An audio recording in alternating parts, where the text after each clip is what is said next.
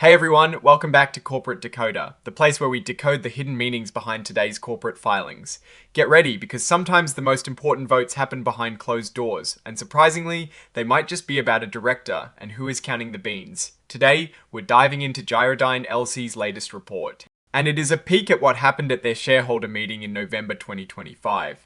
This isn't about massive financial swings or earth-shattering news, but it tells us a lot about how the company is being run and who is in charge. So what exactly are we looking at here? This is a current report filed on Form 8K, which basically means the company is announcing some pretty important stuff that happened. Think bigger than a quick tweet, but maybe not a full-blown annual report. The biggest event here was Gyrodyne's annual shareholder meeting on the 5th of November 2025. Now, usually these meetings are where shareholders get to weigh in on important decisions. At this meeting, shareholders had three main things to decide on.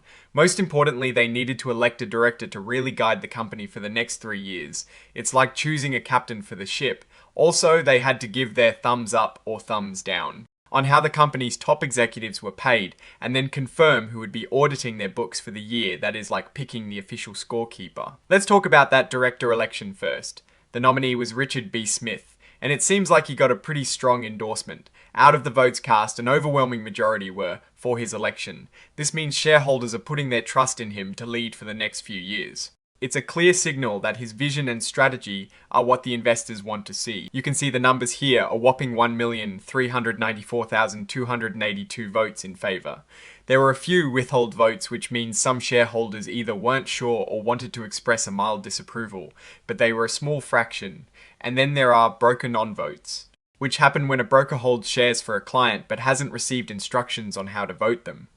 Overall, the message is clear. Richard B. Smith has the backing of the shareholders to continue his role. Next up, we have the big vote on executive compensation. This is often called a say-on-pay vote, and it's advisory, meaning the board doesn't have to follow it, but it's a strong signal of shareholder sentiment. For Gyrodyne, the compensation package for their top bosses also sailed through with flying colours. Again, looking at the results, a massive 1,392,477 votes were for approving the compensation. Only a small number voted against, and a tiny number abstained. This tells us that shareholders are generally happy with how the company's leaders are being rewarded, likely feeling that their pay is aligned with the company's performance and direction.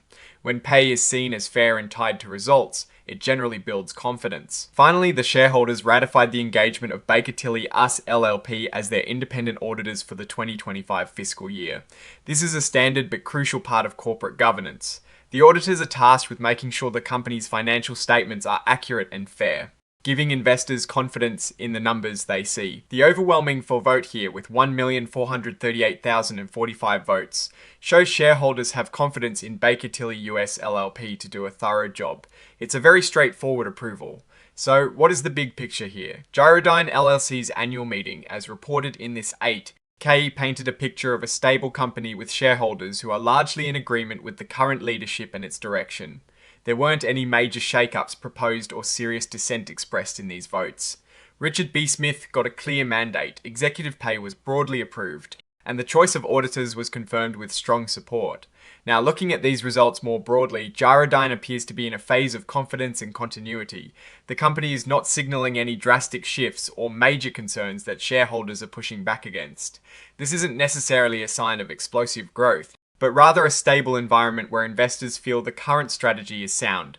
The risks and opportunities for Gyrodyne will likely be more about how they execute their existing plans, rather than sudden external pressures or internal revolts. A clear direction from the board, coupled with shareholder approval of executive compensation, typically means the company will continue on its current path.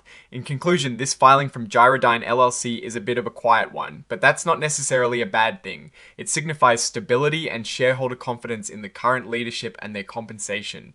It's a company that seems to be running on solid ground with clear direction from its chosen board members and auditors.